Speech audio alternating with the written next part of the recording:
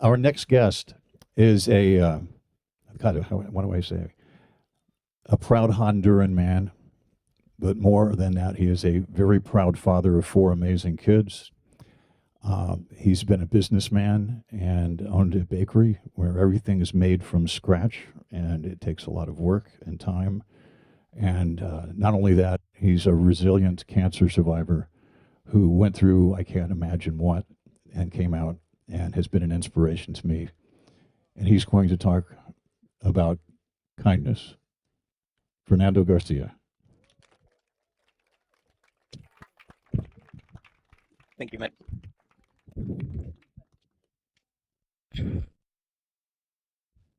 How about I got a bit nervous? Have you ever witnessed a random act of kindness? Maybe you're driving down the street and you see an old lady trying to cross, and suddenly a car stops and blocks the traffic, gets down, helps her cross.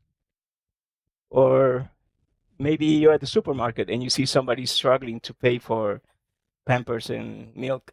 The person behind them steps in and says, "Don't worry, I got this," and they pay for it. Or maybe something even simpler, like somebody smiles at you when you're having a bad day, or somebody gives you a compliment when you least expect it. Has anybody witnessed something like that? Yeah, I see most of us have, right? Now let me ask you something else. Have you ever been that person? The one who stops, the one who pays, the one who smiles. And when that happens, something wonderful happens, right? There's like a warmth inside, your heart smiles, and you feel like even with everything that's going on, there's still some hope in humanity. And see some of you smiling right now. Like, hold on to that feeling because I'm going to tell you a story about how kindness saved my life. A few years ago, like Madison was telling you, I used to own Fresh Cafe and Bakery. It's a small, cozy place still there in Sandy Bay. It's not mine anymore. But I used to be the baker. It's known for its fresh pastries and great coffee. In order to have those fresh pastries, I used to wake up at one in the, that's how it looked when I got there every morning. It was just me and my dog Luna. We used to put some great music and start baking all the way to 6 a.m. And then my girls got in. We opened up, and I would put in some of the fresh pastries in the containers, go to West End, and that was me going through all the dive shops delivering pastries. Then I would come back and work all morning, and I was very happy that, oh, I can see myself here. I'm sorry. That's awesome. Um, it was hard work, really. But I was super happy, as you can see there. I was super proud of my pastries and the hard work I was doing. I think it was one of the best times in my life. To be honest, everything was going right financially, emotionally, mentally, even physically, up to about mid 2020, that I started experiencing some back pain. And at the beginning, it was just like being uncomfortable, but then it was really bad. Got to the point that it didn't really let me sleep well. And I started taking some uh, painkillers and things. I just thought that it was the pace of my life, that I was having. I did some massages and chiropractor. Nothing really worked for so long. Then the pain got worse until I finally went to a doctor here, and they did an X-ray, and the doctor, X-rays in Roatan, right? He came back. He's like, I don't know, this doesn't look good. Should go to the mainland and have it checked. So I thought, great opportunity to go to Teu, see my family, see what that is, and get that taken care of and come back. So I thought, maybe I'm gone for a few days. I really wanted those fresh pastries to be around, so I baked enough on a Sunday for a whole week. I thought, put some on the fridge, and I told the girls, I should be back by Thursday. Um, Where do I point? I didn't come back. Yeah, supposed to be back. I thought on a start Thursday. Once in Tegus, I started, going from doctor to doctor, appointments here, there, lab tests, X-rays, back to other doctors, more X-ray, more lab tests. And pain was so bad that I couldn't walk anymore. I was in a wheelchair, and I couldn't even tie my shoes. My mom was tying my shoes, 80 something years old, tying my shoes for me. My kids, who were then at the university, moved on to live with my parents so they could take care of me. And everybody was driving me around for a few weeks until I finally got the diagnosis. It's multiple myeloma, stage 3. It's incurable and very rare blood cancer that affects your plasma cells and your immune system, basically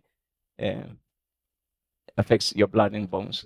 So that pain that I was having, it was basically the cancer eating my bones and my spine and my pelvis.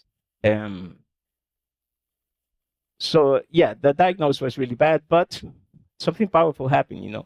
The way we took it, all of us in my family, we had faith that this was gonna be something that we were gonna be able to manage.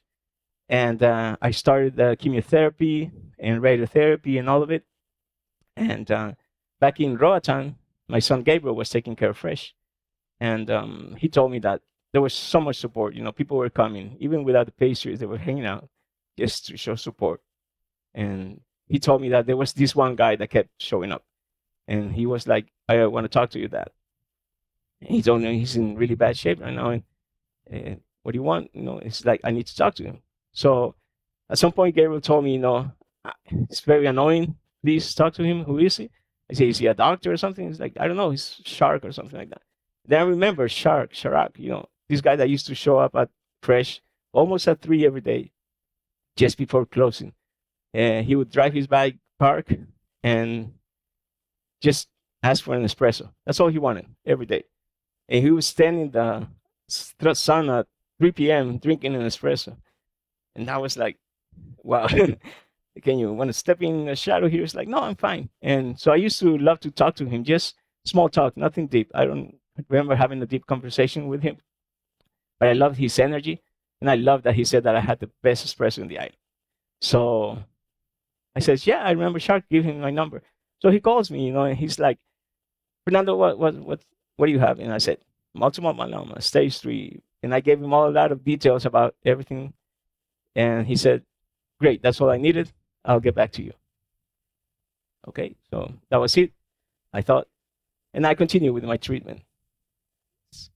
3 weeks later, he calls.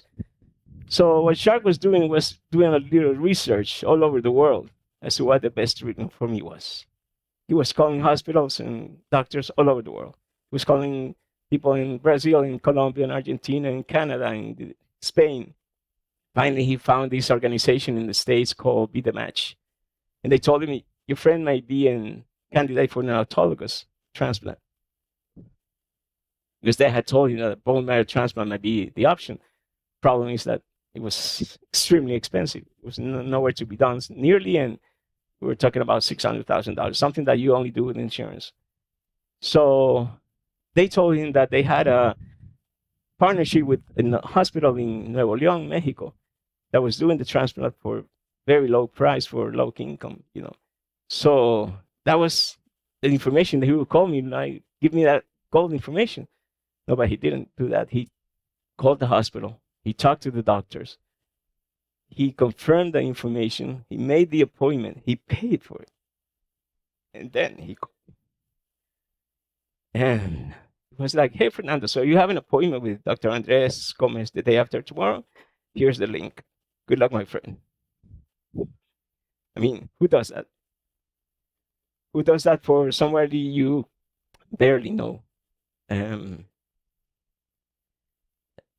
This act of kindness, basically saved my life. His decision to be kind saved my life. So yeah, I mean, after that, the doctors in Honduras had told me that it was going to be about 18 months that I had to live with the chemotherapy and everything else.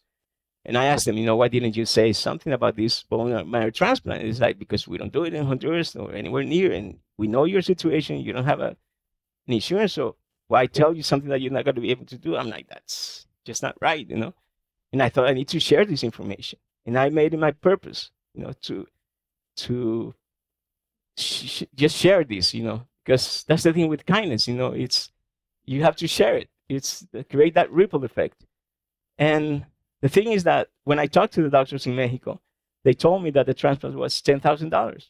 I mean, it is still a good amount, but it's reachable. So we opened a GoFundMe, and people started, donating. Everybody. I see a lot of people here. A friend there was the first one to donate and kept donating until we reached, and I was able to go to Mexico.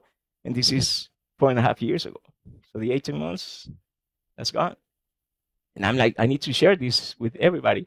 And up to today, that I know of, 8 people have gone there to do this bone marrow transplant with similar conditions. Actually, this morning I got a message from Carlos Perez, who's there, who's about to be released. And the thing is that he told me that he was so happy because he gave the information to somebody else who's soon to go. So right now, I actually don't know how many people have actually gone. So that's the great thing with kindness, And the thing with kind people, that I noticed, that kind people are like in the how can I help mode. Most of us sometimes are in the it's not my problem mode. But Shark was like, how can I help? And actually did something, because that's the other thing with kindness. It requires action. I was listening to Madison this morning saying that I was the nice guy, the nicest guy that I met. I'm not sure, Madison, but the thing is that there's a difference between nice and kind. Kind requires action. You need to do something. I saw recently something that actually happened about 10 years ago. A dog that Nalmaris dropped. Maybe some of you seen it. It went viral. He drops in a canal. There's freezing water almost about to run him. And he's just there. Everybody's filming and saying, oh, poor dog, until somebody actually goes down and grabs him. But when he tries to pull up, it's slippery, it's freezing, can't get him up. And a couple of guys actually try to pull him up, but they can't reach, go up. All this is happening while eventually, like 4 people join. They form a human chain. They actually get the guy and pull him out. But it took that first guy to actually act, on what probably everybody else was thinking. So I say, I want to be that guy. I want to be the guy that acts, So now if I'm driving and I see somebody trying to cross, I stop and I go and I help them. If at the supermarket, I'm paying for everybody. It's not true. No, but yes, you have to listen to your heart. It's like, I know all of you have felt that. That moment that you feel like, I could help there, but then you sometimes do it, you sometimes don't. So I want to invite you to do it. Create your own ripple effect. Be kind. Not only kind, but kinder. Because you know what they say, if you have to be anything, be kind, right? No, I say be kinder. If you help that lady cross the street, maybe ask her where she's going. Maybe you can take her there. Or if you're at the supermarket, you already paid for milk and diapers, and maybe she needs something else, you can pay for that too. So go further, go deeper. Because when I think of what Shark did for me, he really went the extra mile. So I want to leave you with that message today, to be kinder. I could go on, but I think I need to finish it up. So just leaving that message, be kind.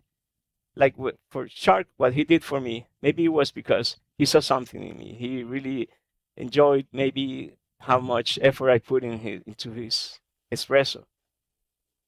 So be kind and learn to make a good espresso.